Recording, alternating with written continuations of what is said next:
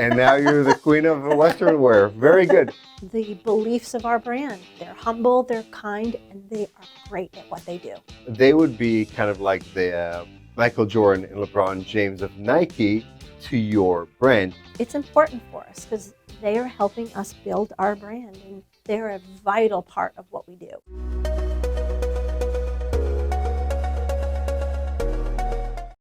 Tricia Mahoney, CMO of Twisted X Brands. Welcome to the show. Thank you. I'm so happy to be here. All right. What is Twisted X? What are Twisted X Brands all about? Twisted X Global Brands is a grouping of brands, all footwear. You got Twisted X Work, and Black Star. So that's Southwest lifestyle, work, fashion. Yep, heritage is core Western, but we are now moving into more of what we call the country lifestyle. Everything's so big right now with Western. The country lifestyle is it. So that's the product that we make. Let's talk about the country lifestyle. Yeah.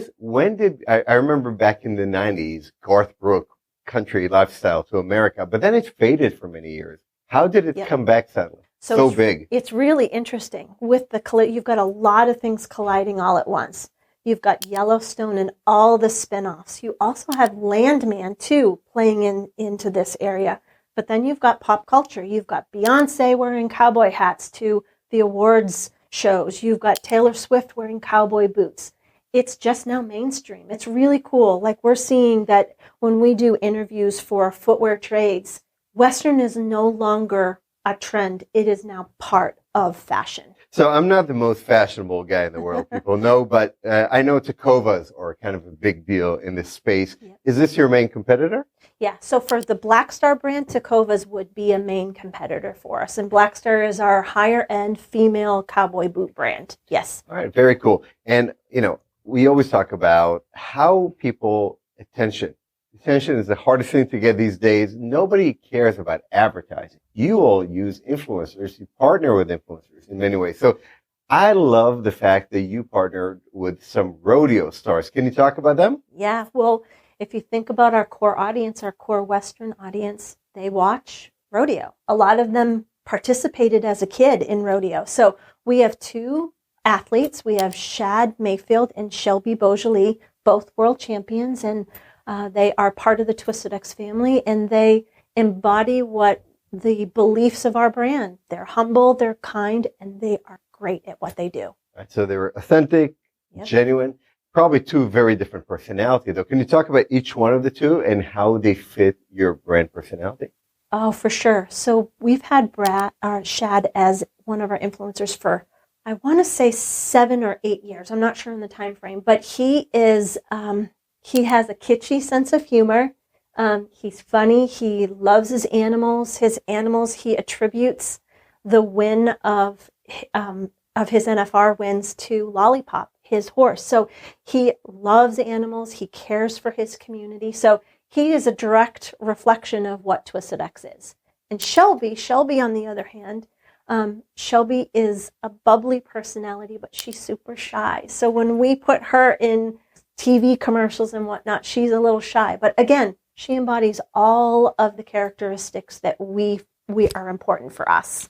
Right. So they would be kind of like the Michael Jordan and LeBron James of Nike to your brand. Yep. But you also work with a lot of nano-influencers. And this is really what I want to talk to you about today. So I call you the star maker. You find nano-influencers, people who may have less than 1,000 or 5,000 followers on Instagram and TikTok. You make them a star. Can you talk about, first of all, what is behind this nano-influencer strategy? We have a broad influencer strategy. Nano is a strong piece of that.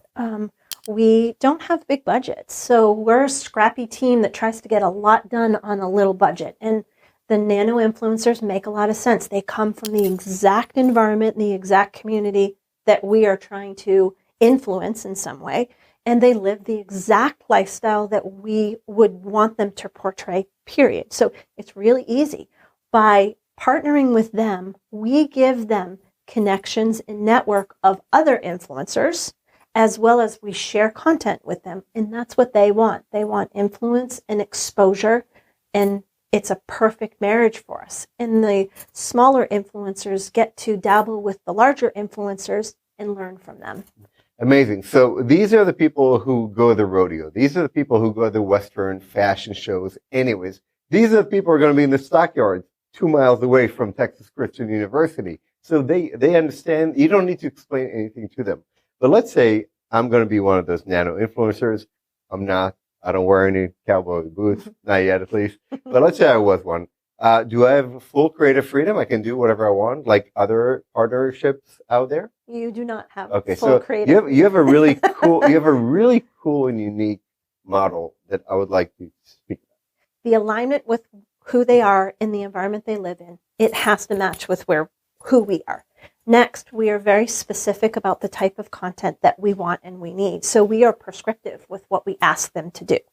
We also have a very strict code of conduct that they must follow. Again, they've got to be humble, kind, and they have to mirror the values of the brand. So they are not free to do the content they choose to do. It has to be the content that makes sense for us. The one exception to that are the athletes. So the athletes do their own content on their channels as they choose. As per the agreement, they have certain things they have to deliver during the contracted time.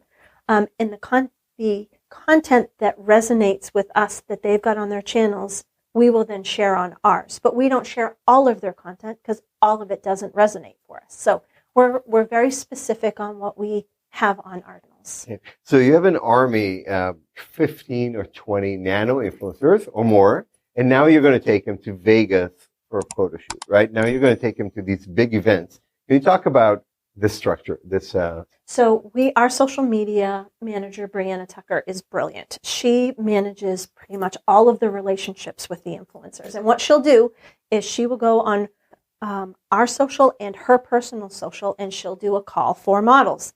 That's if we're going to be in Vegas, we're going to be wherever we are. She'll do a call for models, and we will get influencers in, we vet them, we get everything set up, and that's how we do it. And it's just rinse and repeat over and over. So it's like all day photo shoots, all day giveaways. So you're building the portfolios of these nano-influencers, right? Suddenly they're becoming real models. And Sure. they're getting professional photography and exposure on your channels and exposure on much bigger stages. For sure. So everybody wins. Because everybody always thinks, oh, influencers, it's transactional. Give me money or give me boots and that's it. So they're looking for much more, right? It's relation. Everything for us is a relationship. We're not looking for a one-off. We really want to build the relationships with the influencers that are in direct alignment with our brand, our collection, whatever it is we are promoting at that moment in time. It's a marriage, and we consider it's important for us because they are helping us build our brand, and they're a vital part of what we do. Because they're members of the community that you're really trying Correct. to engage, right? So in doing this for so many years, what are some key lessons that you learned about working? Always have a code of conduct. Because I'll get you in trouble and destroy your brand, right? Yeah, because a code of conduct is so important because I need to share my values to ensure that your values match up. And if your values, for whatever reason, in an activity or content that you've done that doesn't match, we are no longer in alignment. And it's a really big deal. Luckily, we haven't been burned with that, but that is something that is critical. You have to have a code of conduct. But it also lets the influencer, they truly understand what's asked of them and expected of them, which is critical. Very cool. I want to take it to a different place right now and talk about some really interesting partnerships outside of influencers that you've all been involved in. Can you talk about what you did with Cook's Children's Hospital? Oh, what a cool campaign. This was like one of the coolest things, maybe in my entire career that we did. So my CEO, Prasad Reddy, he has a heart for philanthropy. He has a heart for giving back. It's part of our DNA. It's just what we do. He's been in footwear for 50 years. So he has always had it that it was a dream of his that he wanted to do footwear with kids in some manner. The connection was made, and we started to work with the medical center. There were 4 patients, and that's the last time I'll use the word patient because they are artists. So 4 artists. Our team came in and worked with the 4 artists. They designed their shoes. We did not make one change, and we basically brought all 4 into production, and they're all in market.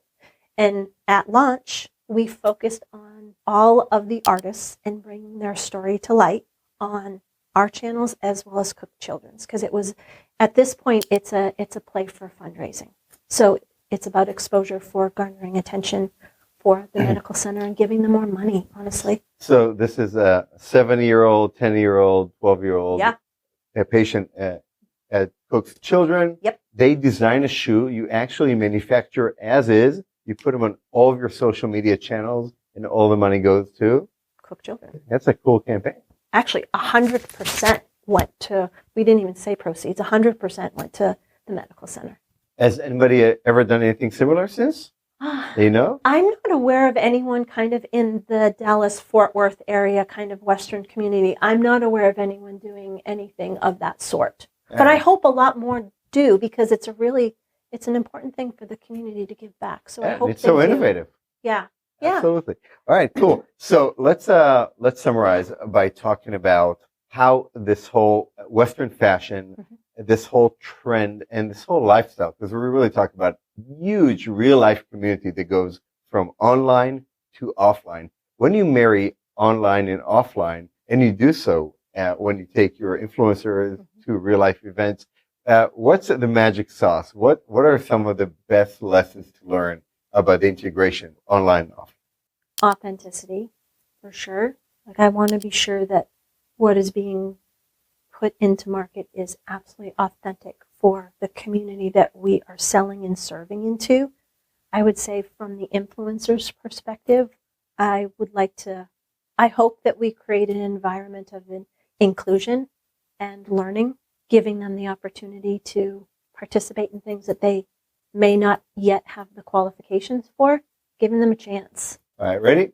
Yeah. We're going to end up with a couple of questions. Okay. Favorite country singer? Oh, Miranda Lambert. She's my favorite. All right, I'll take Johnny Cash. Okay. Favorite Western show? Oh, Yellowstone. All right, I'm going to say Hell on Wheels. I don't know if that counts. All right, favorite Western movie?